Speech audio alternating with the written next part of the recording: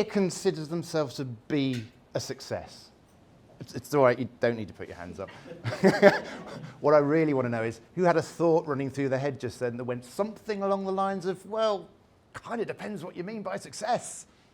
Yeah? Because it's true. We all hold different views as to what's important to us, what we hold dear. The problem is that even though we've all got a different sense as to what success is, in the main, that definition is completely at odds with the definition of success as laid out by society.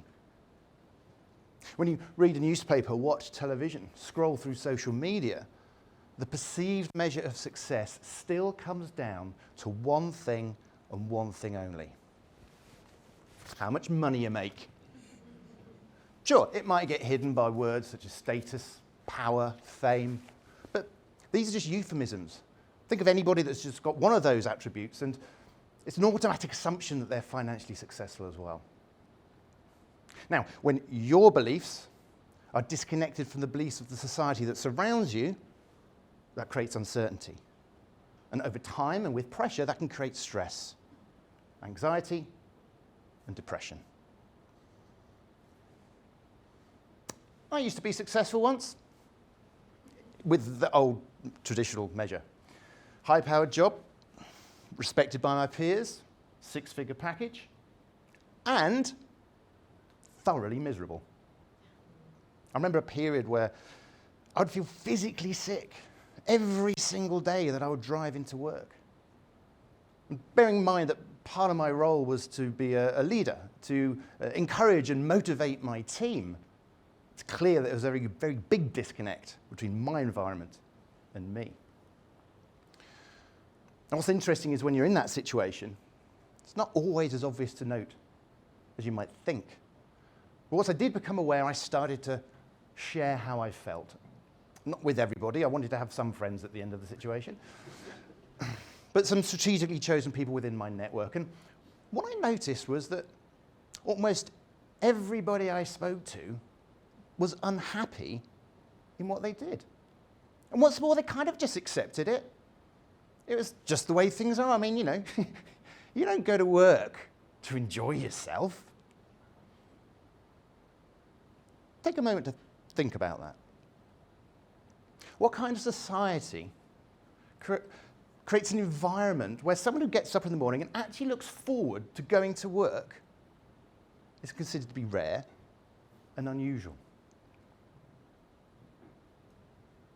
Eventually, after 17 years of diligently climbing the corporate ladder, I made a decision, broke the golden handcuffs, and jumped to set up my own business. More and more people are doing that these days, and those that have done similar will know that getting your own business up on the ground is not necessarily easy or quick. And those in my network that still had the corporate mindset didn't understand. Are you okay? Are you sure this is what you want to be doing? Isn't it time you got a job? Bless them. They were thinking of me, but their fear-based concerns had an impact. I started worrying purely about money. As my savings went down, my anxiety went up. I started making decisions based not on aspiration, but desperation. Before I knew it, I wasn't enjoying the thing that I'd set out to do. It's worth noting that in 2018, NatWest Bank conducted a survey of small business owners in the UK, which showed that 56% believed that their business had a negative impact on their mental well-being. Personally, I think that figure is much higher. If you think about it, the data has required people to, in the first place, respond to the survey, 2, respond to the survey truthfully, and 3, be accurately aware of what the current state of their mental well-being is, which, as I mentioned before, is not always that obvious. Regardless of the true figure, we can all agree that it's certainly a majority of business owners are impacted. And what shocked me wasn't so much the statistics themselves, but the fact that when I shared them with other business owners, the most common reaction was, yeah, sounds about right. Take a moment to think about that. what kind of society creates an expectation that going out and following your dreams is probably going to damage you. Now, with the work that I was now doing, I was interviewing lots of business owners for books and articles that I was writing, and let me tell you about Darren, not his real name. And Darren was a young, successful entrepreneur. Flourishing business, burgeoning property portfolio, invested in gold and silver, fluttered on the stock market. We didn't dissect his balance sheet, but it was clear that even though he was only 27, he was already a millionaire. And I asked him what was important to him about the work that he did. And one of the things he said to me was, well, you have to enjoy what you do. Otherwise, what's the point? No argument for me there. What was interesting is, as the discussion continued and we dug deeper, he admitted to me that he was terrified of losing everything. Every month, any month that the sales was down by, he would instantly start to panic and worry. As the interview rolled on, he admitted to me that he was taking medication. First for stress, then anxiety, and now depression. Don't know about you, but that doesn't sound like somebody enjoying his job to me.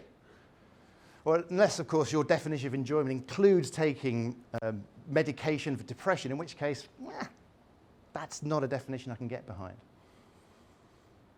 Darren's story is all too common, the concept of the miserable millionaire. Now think about that. What kind of society allows someone who actually is successful to be miserable and depressed? The answer to that is, of course, along with the other questions, a society that only has one measure of success: how much money we make. Don't get me wrong, I've got nothing against money. If anybody wants to give me some, I'm more than happy to accept it.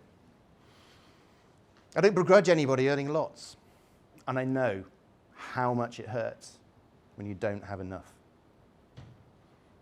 The thing is this: if you go through life and all that you do is focus on money, then it becomes very easy to become blind to all of the other riches that life has to offer.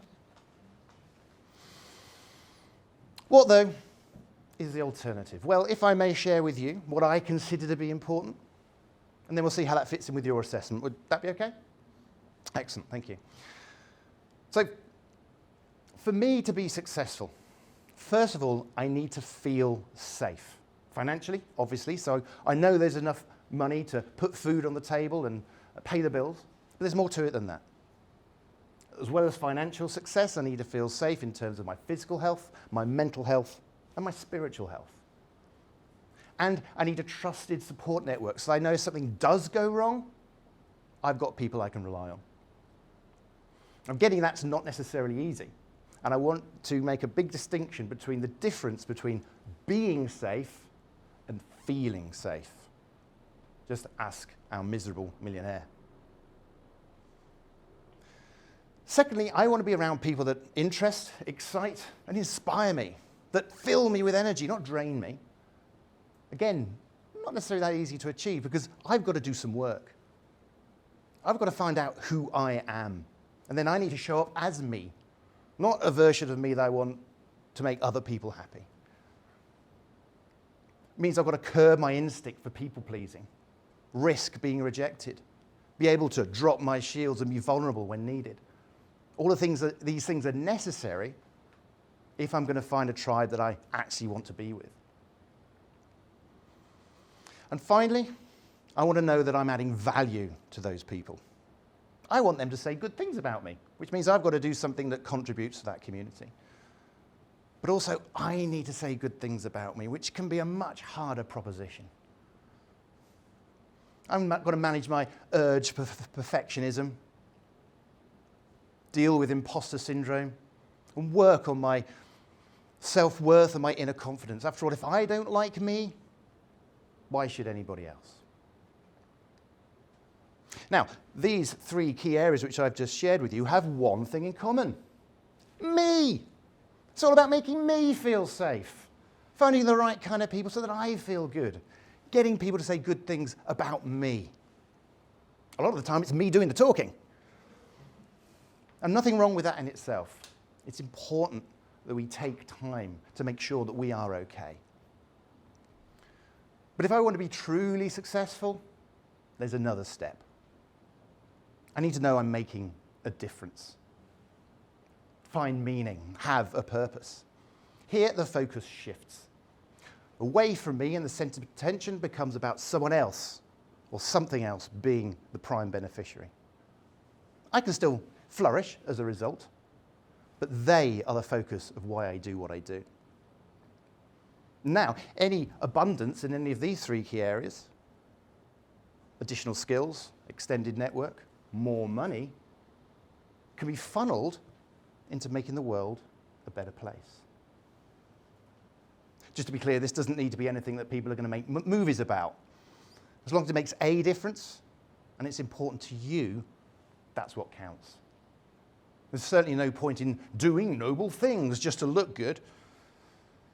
And charity for charity's sake is better than not at all, but it doesn't have the same power unless you're truly connected to it. Because when we find that right thing, again, not easy, it allows us to move into a stage of satisfaction that just isn't achievable when all we're doing is making things better for ourselves. Now, if I can do those 4 things whilst being kind and generous at the same time, now I can be successful and happy at the same time. Who resonates with that model that I've just laid out, at least more so than the hackneyed money-making alternative? Exactly. Society has got the measure wrong. But we are part of society. So if we want society to change, we've got to do some work. We're at an interesting crossroads in history right now. The last couple of years have allowed us to reflect, forced us to reflect on what really matters to us. There's a nascent groundswell of rejection against ministerial pocket lining, global corporation takeovers, putting profits before people. But historical beliefs are resilient. The cost of COVID is starting to kick in as the financial pressure increases. It'll be very easy for that values-based revolution to be snuffed out before it really gets going. However, every individual has an influence, even if small. Here then is what I invite you to do, at the very least. If not done so already, get clear about what success truly means to you. Share that with those around you and maybe help them with their measures as well. And when you see a situation where the sole focus of the discussion is around money, or appears to be, see what you can do to change their perception, broaden their awareness, and watch the conversation shift. We don't live in an ideal society. We will never live in an ideal society. But we can live in a happier one, when we all get to see that life is about so much more than just money.